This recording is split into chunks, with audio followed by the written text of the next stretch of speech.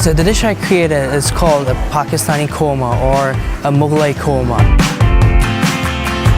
So it's a 500-year-old dish, which is a dish that would be served to the Mughals. So when the Mughals would have their guests over, they would create a dish for their guests which would be really special, and the people or the chefs that would make the dish would have a special status in the kitchen. My memories from quorma are mostly from my grandmother. The quorma she would make would be absolutely different from any other quorma you would have.